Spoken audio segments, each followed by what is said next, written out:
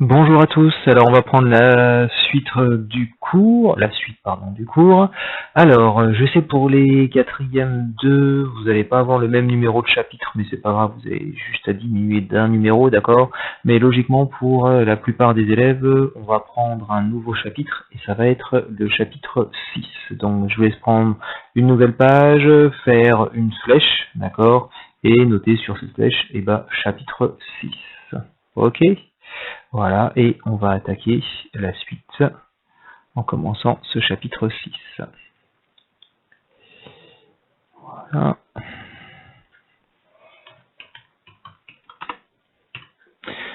Si je me suis trompé d'un numéro, c'est pas grave, vous modifiez vous-même. Hein. C'est pas non plus la fin du monde. On est parti. Donc, ce chapitre 6, à la suite, vous notez le titre, il va s'intituler « Comment évolue la température lors d'un changement d'état ». Donc, comment évolue la température lors d'un changement d'état. Hop, voilà.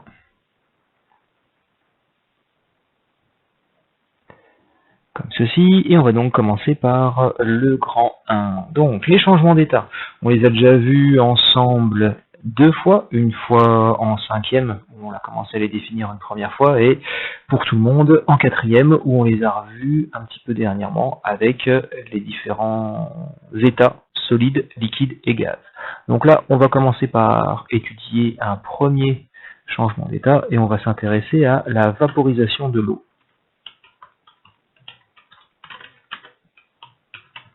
Vaporisation de l'eau.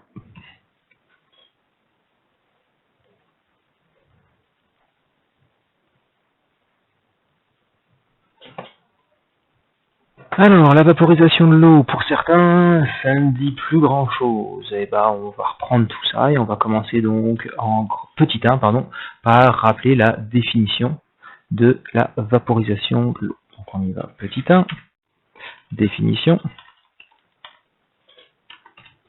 Il sera assez court parce qu'on va juste rappeler la définition de ce qu'est une vaporisation. Ok, mais ce n'est pas grave. Alors, la vaporisation de l'eau, à l'état final, on doit avoir de l'eau à l'état gazeux. D'accord? Et à l'origine, on a de l'eau à l'état liquide. Donc, la vaporisation, c'est quand on fait passer de l'eau de l'état liquide à l'état gazeux. Donc, en fait, dans la vie de tous les jours, c'est quand on dit qu'on a de l'eau liquide et qu'on va obtenir de la vapeur d'eau. Ça marche? Alors, c'est parti à la suite. On note juste ça. Donc, la vaporisation de l'eau est le passage de l'état liquide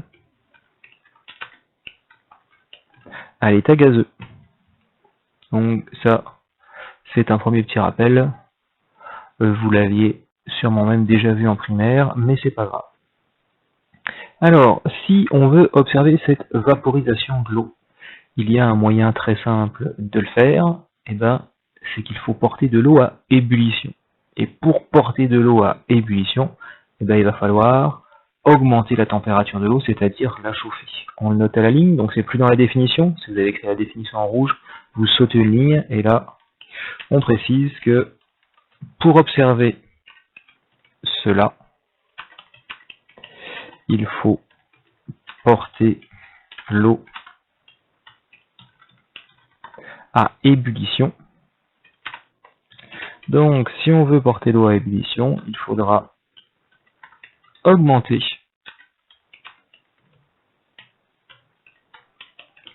la température de l'eau. Donc, si on augmente la température de l'eau, c'est que tout simplement, on va lui apporter de l'énergie. Donc, lui apporter de l'énergie. Pour être plus précis, on peut même dire qu'on va lui apporter de l'énergie thermique. D'accord? Mais de toute façon, ça, on le rappellera juste après, quand on fera un petit bilan énergétique de notre vaporisation. Alors voilà pour, on va dire, la définition de la vaporisation et comment est-ce qu'on allait procéder. À la suite, on va faire des petits rappels, parce que si on a besoin d'augmenter la température de l'eau, c'est que on va rappeler la définition de la température, savoir comment est-ce qu'elle se mesure et en quelle unité elle se mesure. Alors c'est parti, à la suite, vous avez écrit rappel et on y va. La température, c'est donc une grandeur physique, et comme toute grandeur physique, elle a donc une lettre pour la nommer. Donc la température est une grandeur physique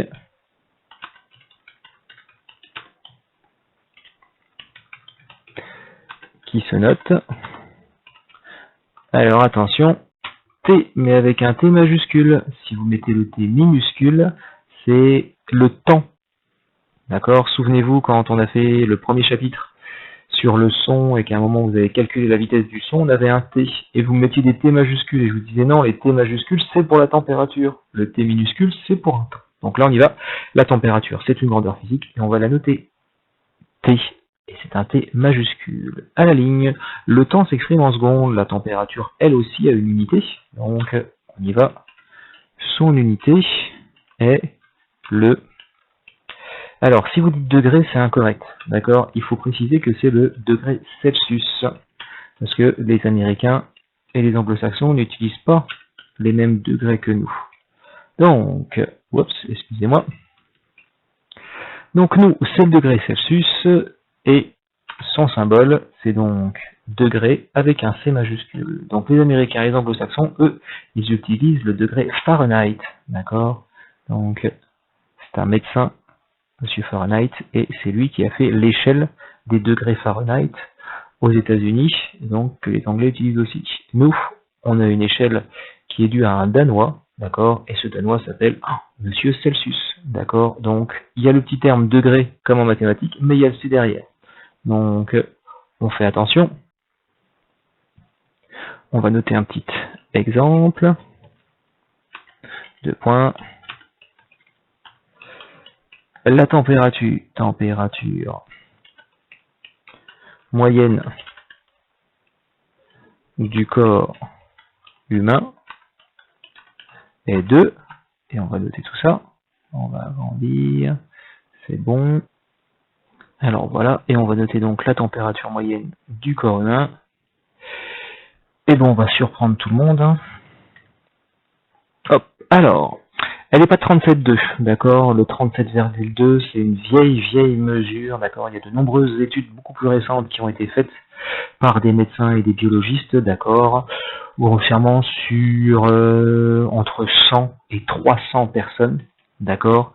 Il y aura à peine 8% des 100 à 300 personnes, d'accord, qui auraient une température proche de 37,2. En fait, notre corps humain s'est abaissé en température, d'accord, et on est plus proche maintenant des 36,5 degrés.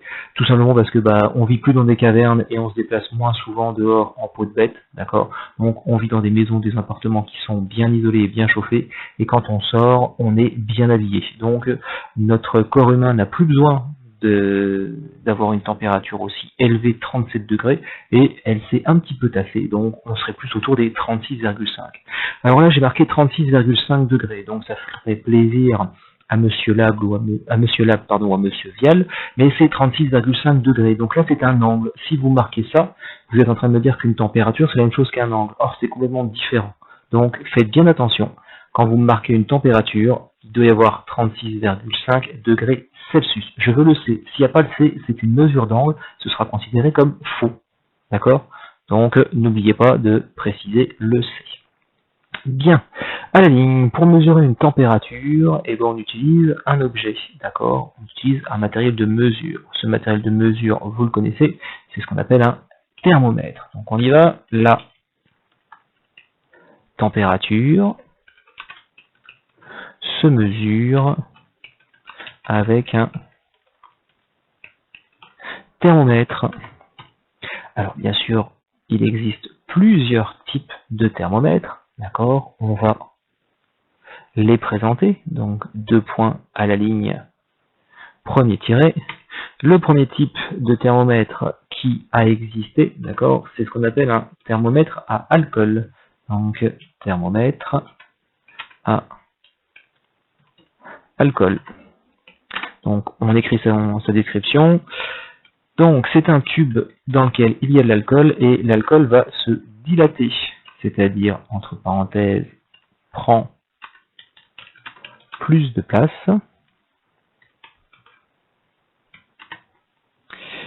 lorsque la température augmente.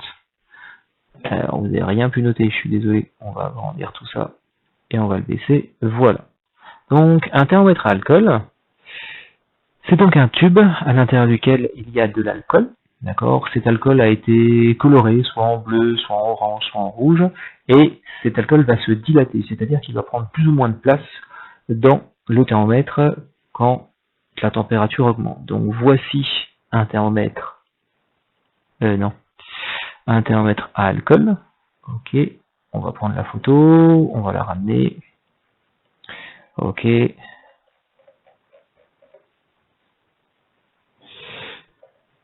Hop.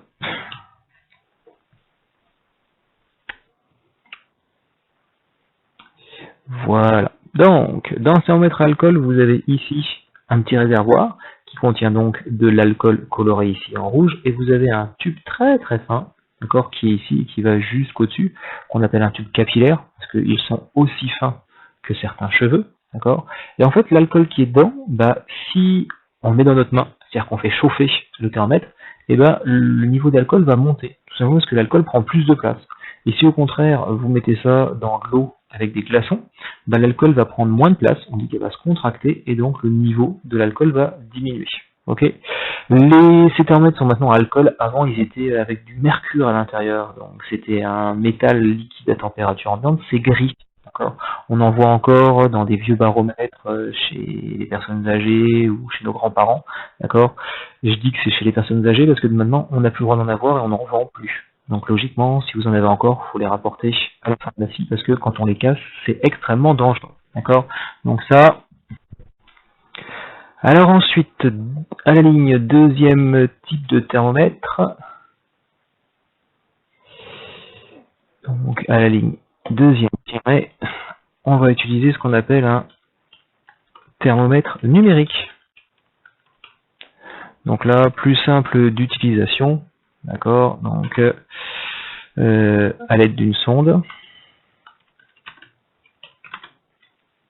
Oh, c'est quoi ce A? Excusez-moi. Je vais y arriver. Voilà, à l'aide d'une sonde. Donc, on mesure une température qui s'affiche sur un écran.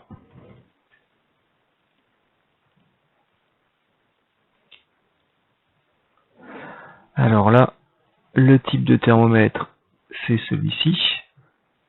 On va y arriver, voilà.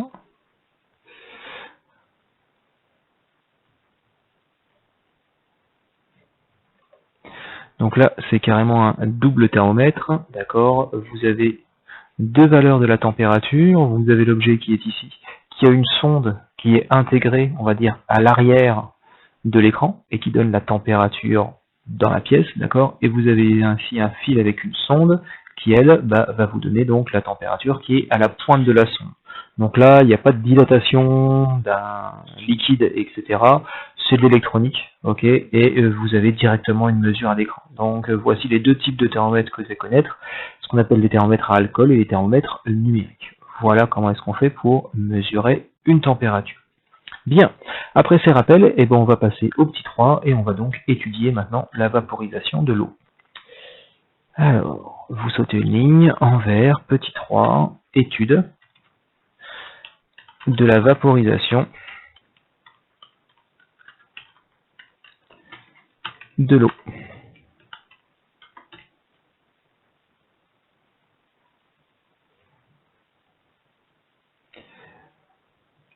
Alors,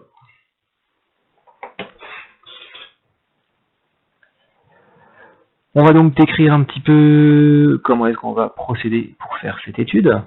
Donc, la vaporisation, c'est un changement d'état de l'eau. Donc, on y va pour étudier le changement d'état de l'eau, virgule. On va utiliser un thermomètre pour mesurer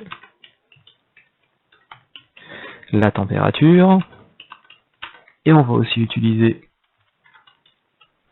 un chronomètre, lui, pour mesurer le temps. Donc ça, c'est le point de départ. Il va nous falloir deux objets de mesure, un qui mesure la température et un autre qui va mesurer le temps. On va voir pourquoi. Une fois qu'on a ce matériel, on va faire chauffer de l'eau. Donc on fait chauffer de l'eau et on relève la température en fonction du temps. Donc c'est-à-dire que toutes les minutes, on va relever la température de notre eau qui sera en train de chauffer. Je vous laisse copier ça et à la suite, on va faire le schéma. Donc à la suite, schéma.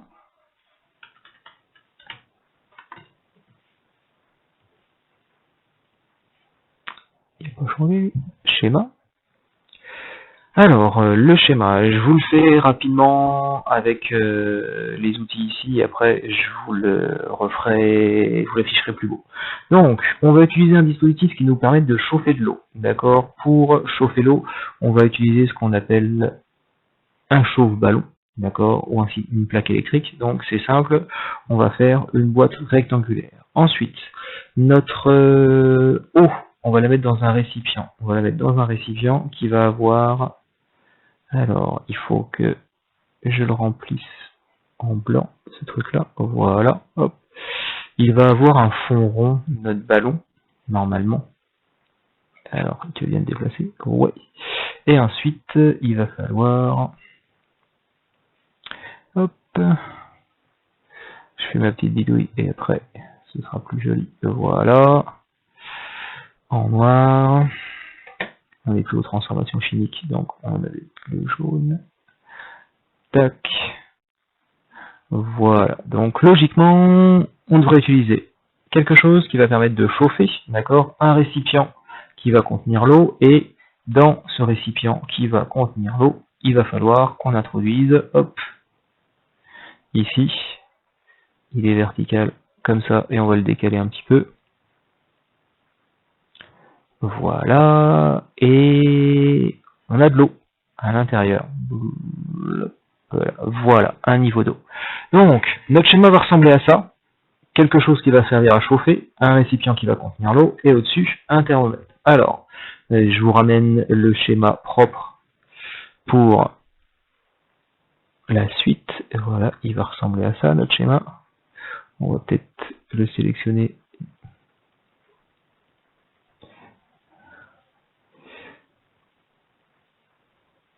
Voilà. Donc vous faites le schéma comme moi j'ai fait, ce qui est assez rapide et ce qui vous suffit largement. Et on va juste donc préciser les différentes notations. Ok, donc vous sélectionnez une vidéo, vous faites pause, vous revenez en arrière pour refaire ce schéma propre et soigné. Alors, ici, on a donc trois objets entre guillemets à préciser. Ici, c'est un système de chauffage.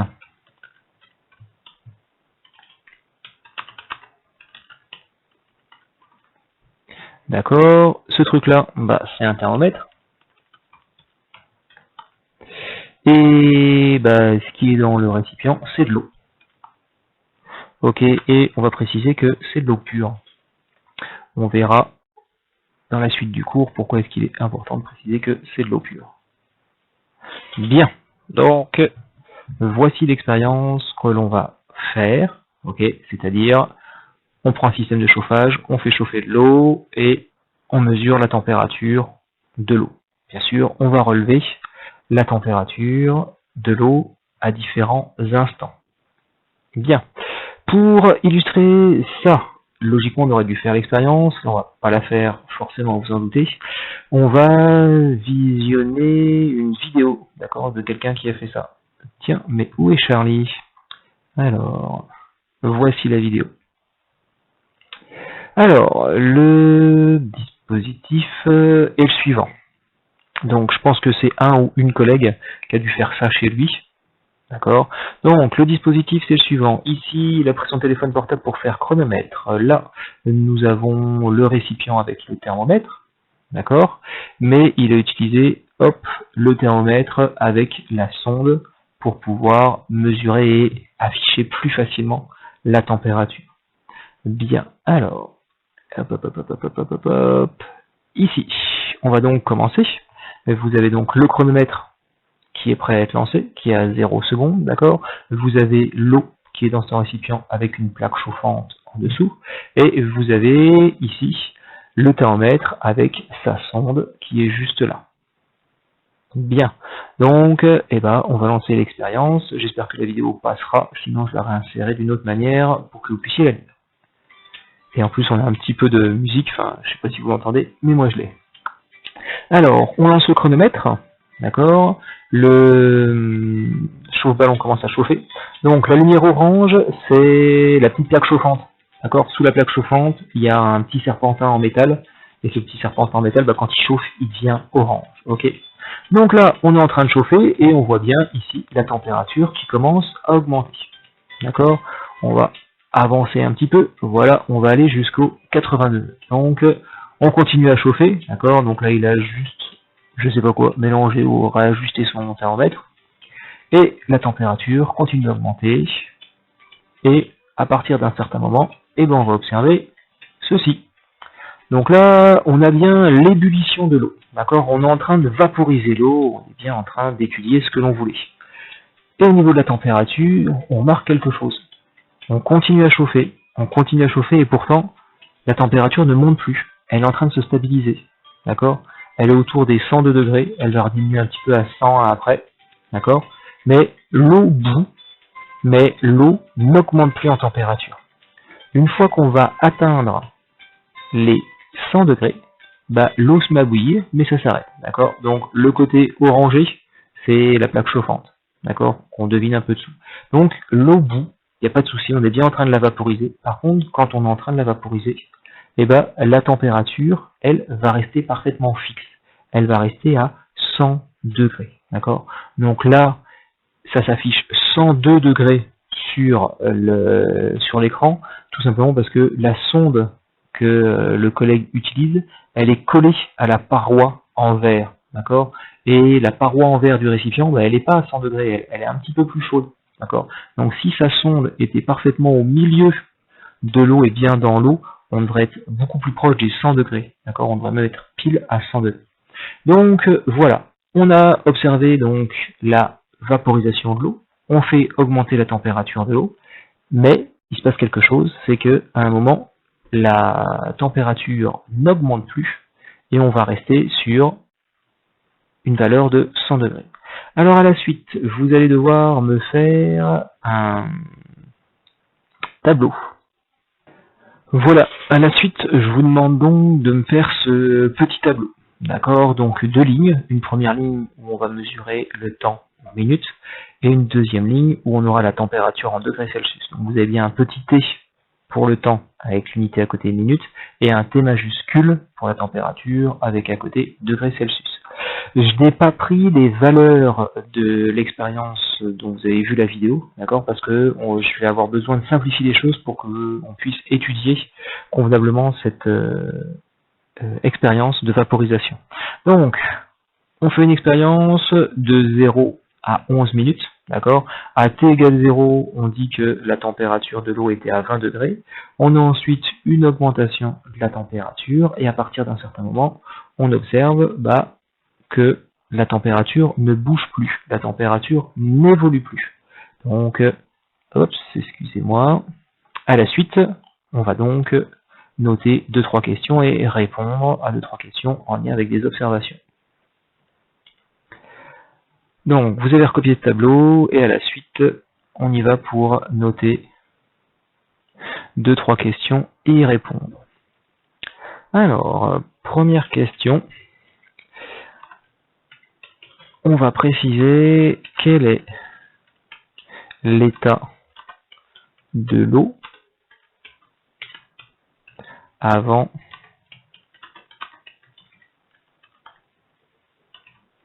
que la température n'atteigne 100 degrés Celsius.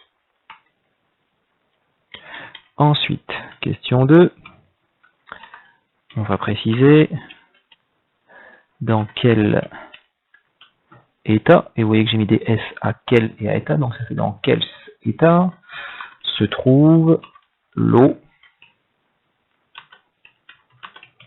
une fois l'ébullition commencée. Ok, et une dernière question, la question 3. Si je descends pas, vous n'allez pas pouvoir la voir. Question 3. Question 3. À quelle température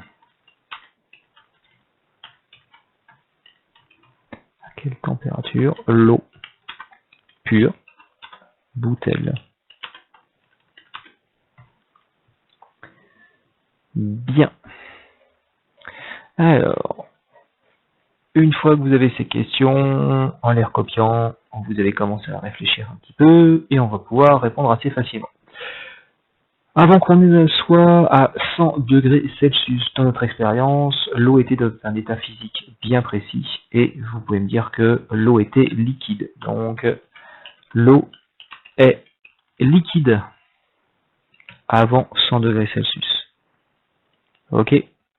Ensuite, en question 2, dans quel état se trouve l'eau une fois l'ébullition commencée? Donc, c'est bien 2 états qu'on vous demande, parce qu'il y a un S, d'accord?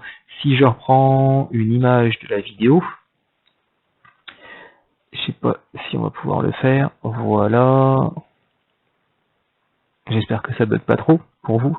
Donc, l'eau est en train de bouillir, et vous avez ici les 2 états de l'eau, d'accord? Vous allez avoir en bas l'état liquide, et à la surface, vous avez l'eau qui est en train de passer à l'état de vapeur. Donc quand on est à 100 degrés, en fait, on va trouver les 2 états de l'eau. L'eau va être à la fois l'état gazeuse et à la fois l'état liquide. Elle est en train de changer d'état, d'accord? Mais elle se trouve donc dans les 2 états physiques en même temps à 100 degrés. Donc dans quel état se trouve l'eau une fois l'ébullition commencée? L'eau est à l'état gazeux et à l'état liquide lors de l'ébullition. D'accord? C'est un point particulier, une température particulière pour l'eau. C'est la température à laquelle on va la trouver sous 2 états, à la fois l'état liquide et à la fois l'état gazeux. Enfin, dernière question, à quelle température l'eau pure bout-elle? Là, l'eau pure bout à 100 degrés, et vous n'allez pas nous préciser Celsius. D'accord? Je précise bien que c'est de l'eau pure, d'accord? Parce qu'en fait, cette température de 100 degrés est une température de référence, c'est une température caractéristique. Ok? Si vous prenez un liquide et que vous le mettez dans une casserole et que vous le faites chauffer, d'accord? Vous mesurez la température lorsque ce liquide commence à bouillir. Si vous avez 100 degrés, c'est que c'est de l'eau, d'accord? Si ce n'est pas de l'eau, le liquide va bouillir à une température différente de 100 degrés. Bien. Alors, maintenant qu'on a donné ces précisions du fait que l'eau était à l'état liquide, qu'à 100 degrés Celsius, elle est à la fois l'état gazeux et l'état liquide, et que ce changement d'état se fait exactement à 100 degrés, d'accord? On va exploiter le tableau qui est ici, et la meilleure manière d'exploiter le tableau, c'est de tracer un graphique. Alors on y va à la suite, je vous laisse sauter une ligne, et on note. Pour exploiter cette expérience, il est pratique de tracer un graphique pour exploiter cette expérience, virgule, il est pratique de tracer un graphique.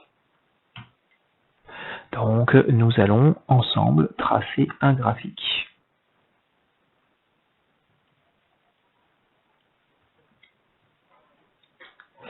Bien, pour tracer ce graphique, si vous avez du papier millimétré, vous pouvez prendre le papier millimétré, mais on va faire en sorte que tout le monde puisse le tracer, et pour que tout le monde puisse le tracer, on va prendre vos lignes de cahier. D'accord? Donc, pas la peine de changer de cahier ou de prendre une feuille de papier millimétré. On va s'adapter au plus grand nombre et on va utiliser donc ici une feuille de cahier. Bien. Pour tracer ce graphique, vous allez avoir besoin de au moins 1, 2, 3, 4, 5, 6, 7, 8, 9, 10 lignes en vertical. D'accord? Et après, sur le côté, on verra. Normalement, il nous en faut aussi au moins 12, 13. On y va. On va commencer par tracer 2 flèches pour délimiter notre graphique. Donc, ici, je vais commencer à tracer une première flèche horizontale, comme ceci, et je vais tracer ici une deuxième flèche verticale. D'accord? Donc, la flèche verticale doit faire plus de 10 carreaux. D'accord? La flèche horizontale, là aussi, 1, 2, 4, 6, 8, 10, 12, 13. Voilà, je suis à 13 carreaux. Ok? Une fois qu'on a fait ces 2 flèches, que vous n'appelez pas des flèches en mathématiques, mais que vous appelez des axes. D'accord? On va donc ici préciser que ce petit point très particulier ici, qui s'appelle l'origine en mathématiques, a une valeur très précise, et cette valeur c'est 0. D'accord? Donc là, on définit notre origine 0. Ensuite, sur ces axes, on va mettre des valeurs. D'accord? Donc, sur cet axe vertical, qui est ici, on va mettre les valeurs de la température. Donc ici, vous m'écrivez dans la marge, d'accord, température, et la température, elle se note T, et entre parenthèses, on précise que ce sont, des degrés Celsius. Donc voilà, ici, hop, on place la température sur l'axe vertical.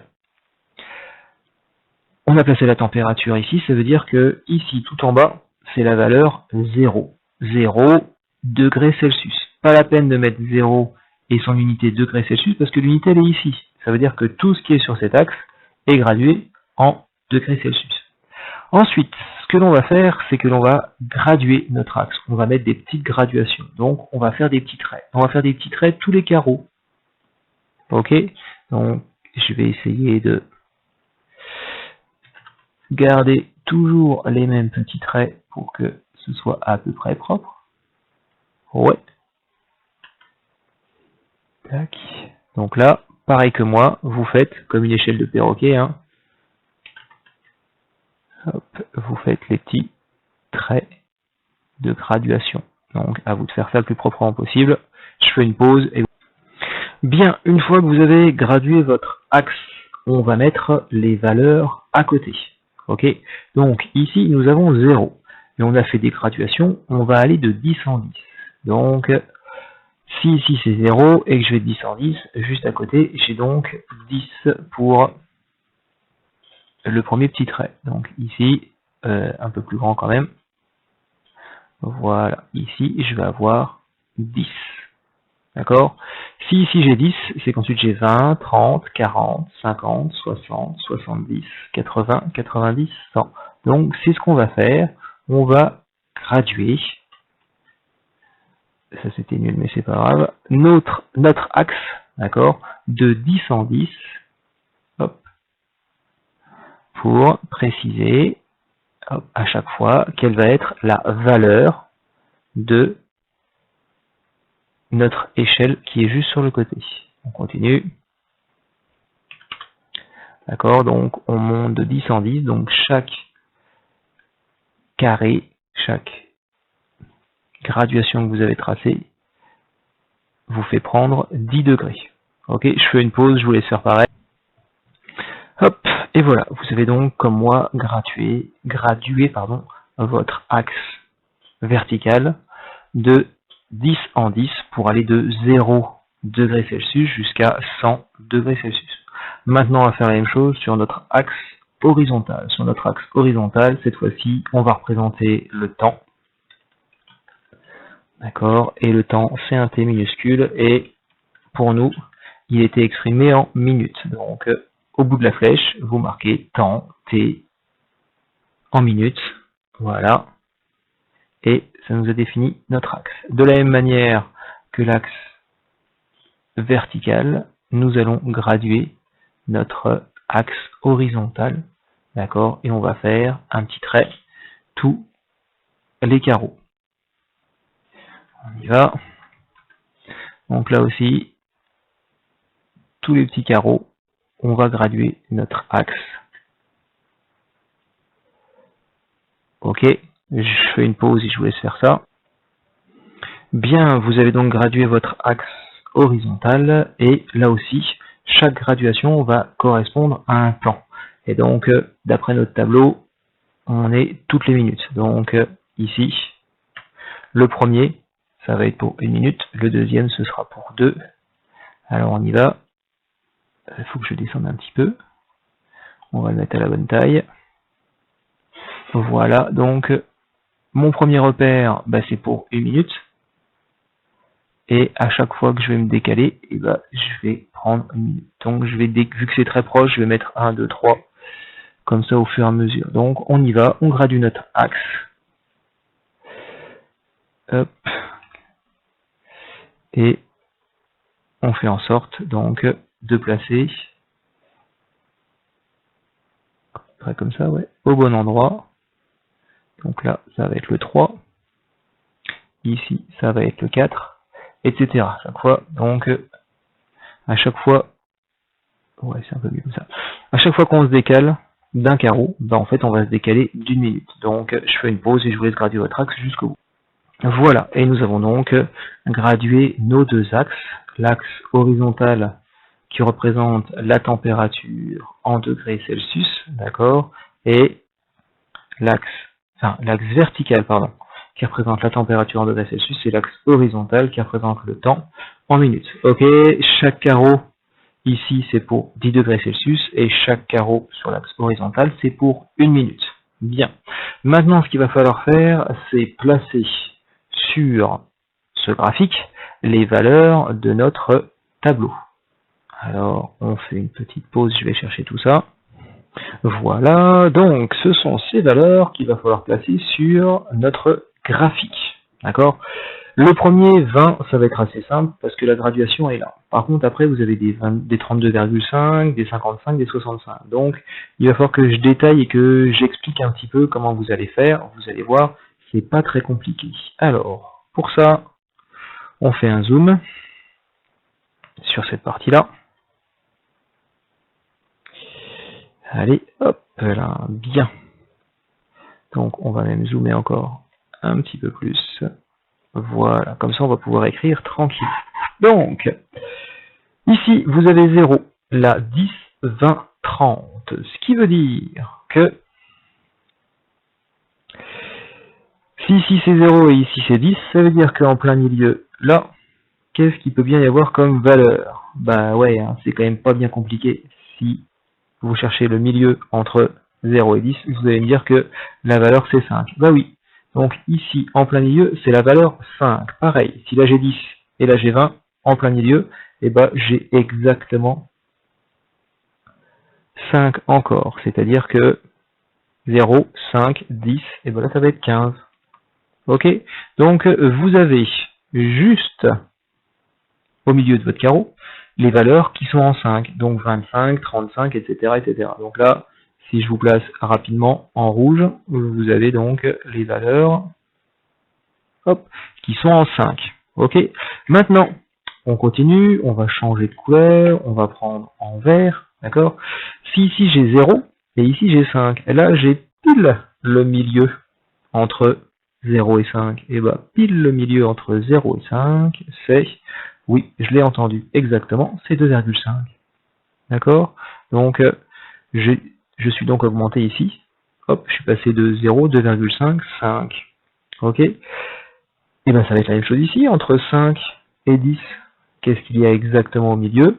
Oui, c'est 7,5. Donc là, tac, en noir, ici, c'est la valeur qui vaut 7,5. En noir, je dis. Hop, noir. Hop, 7,5.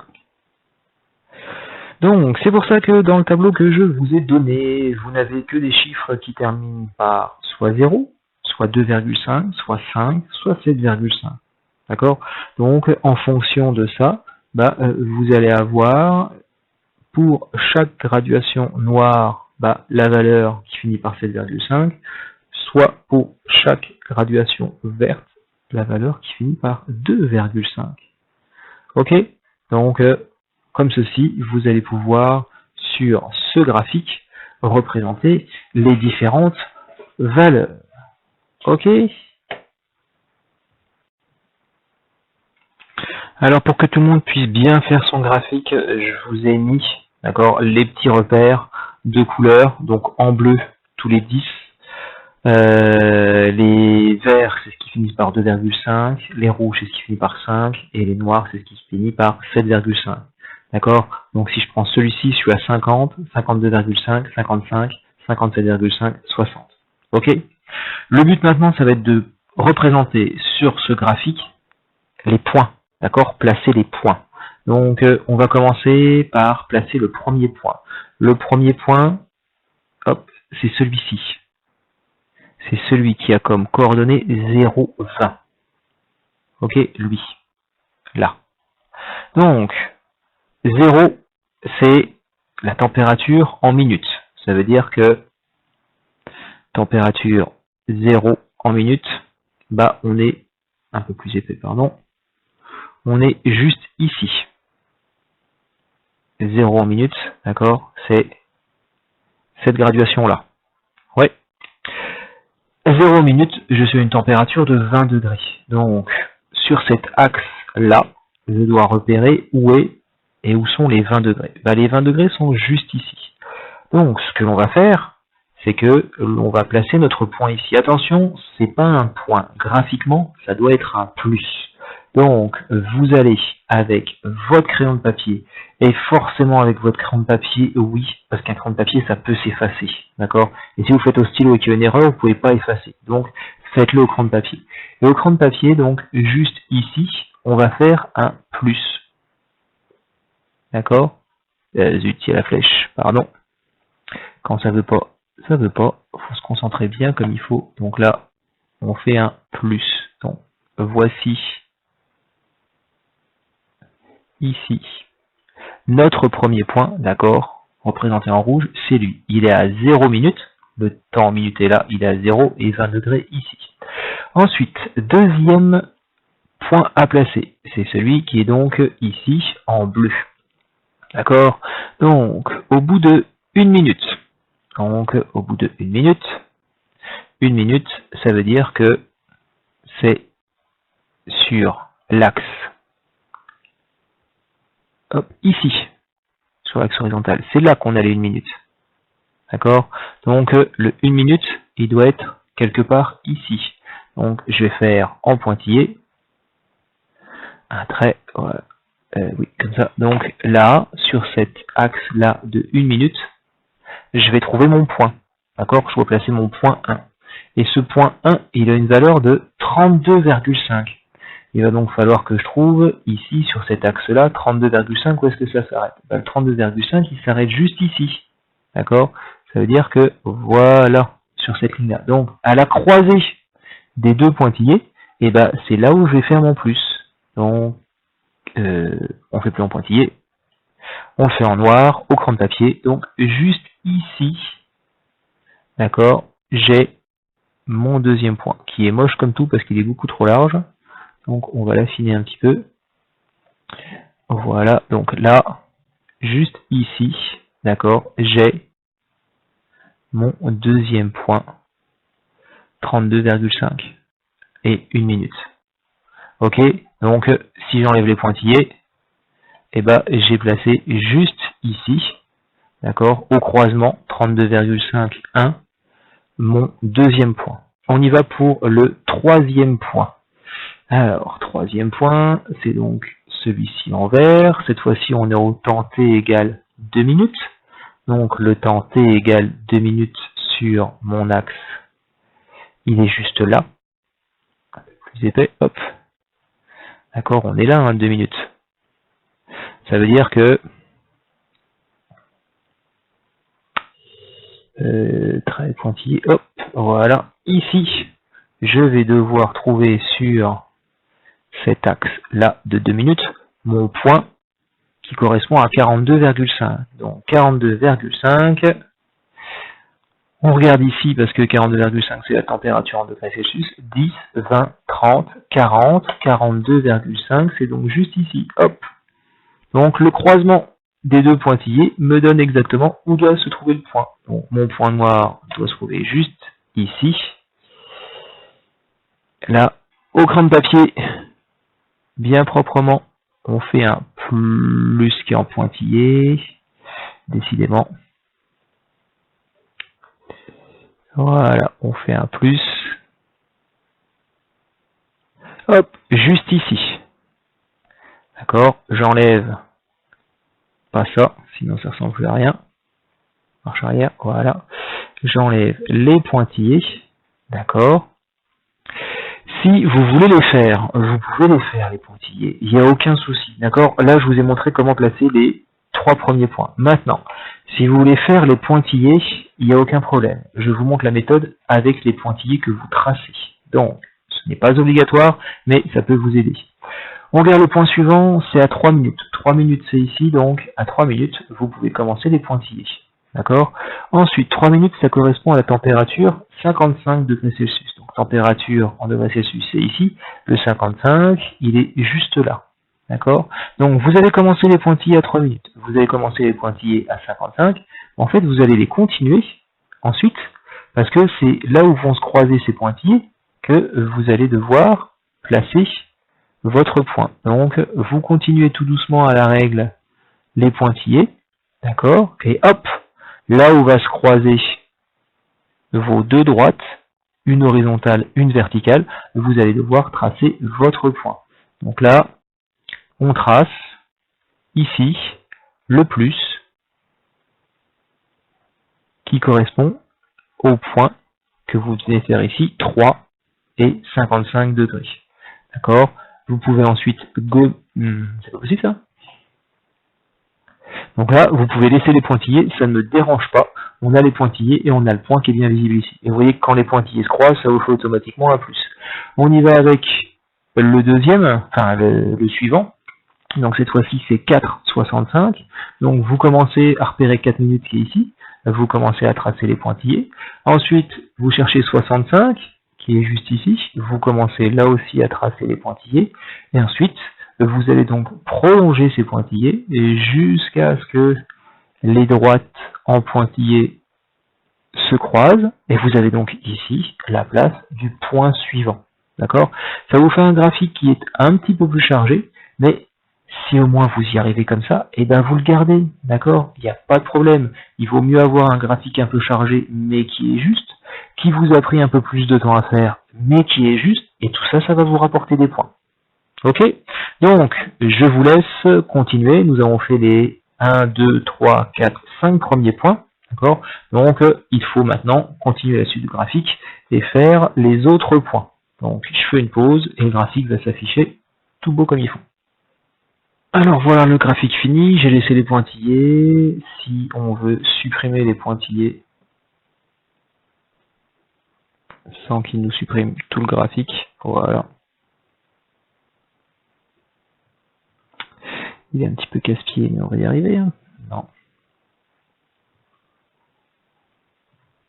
Voilà, donc à la fin, vous devez obtenir un graphique qui ressemble à ça.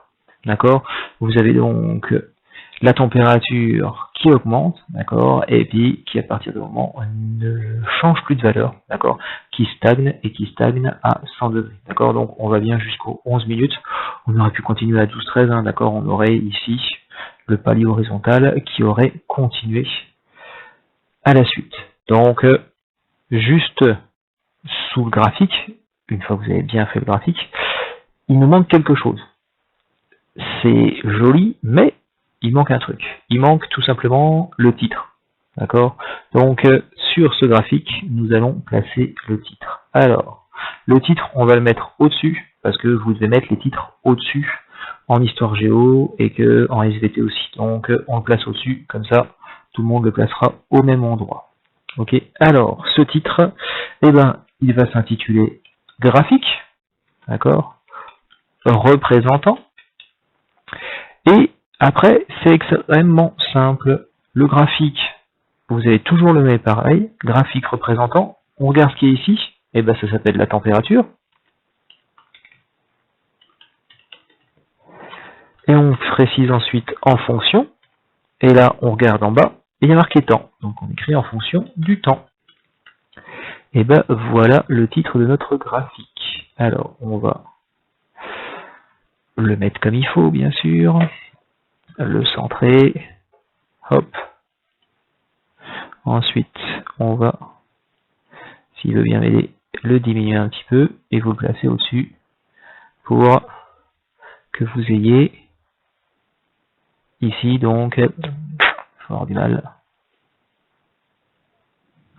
Ouf, et voilà, donc vous avez en haut le titre graphique représentant la température en fonction du temps et vous avez ensuite votre graphique. Bien, à la suite de ça, on va donc noter ce que l'on observe assez simplement, d'accord? C'est que au début, on a la température qui augmente et ensuite la température n'augmente plus au cours de l'ébullition, d'accord? Au cours de l'ébullition, la température reste constante et égale à 100 degrés. Alors, c'est parti, à la suite. Donc, observation. Avec un S.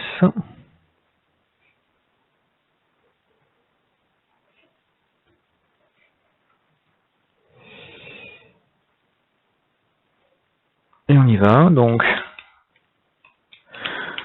au début, la température de l'eau augmente, puis lorsque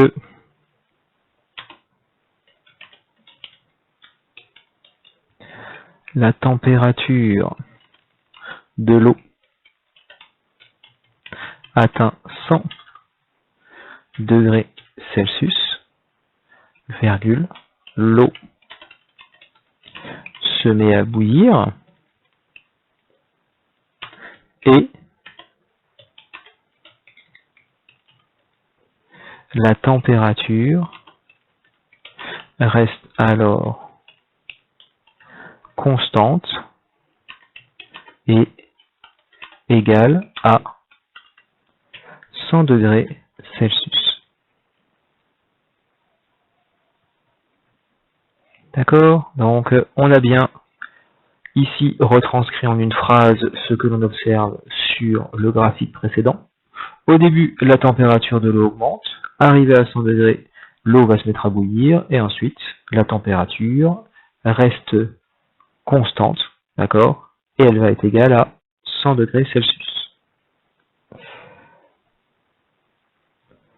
Alors à la suite de ça, on passerait à l'étude énergétique, d'accord? Mais c'est ce qu'on verra donc la semaine prochaine. Pour l'instant, on va noter donc le travail qui est à faire pour la semaine prochaine dans votre cahier de texte. Alors le travail, ça va être le suivant. Tout d'abord, ça va être de mettre à jour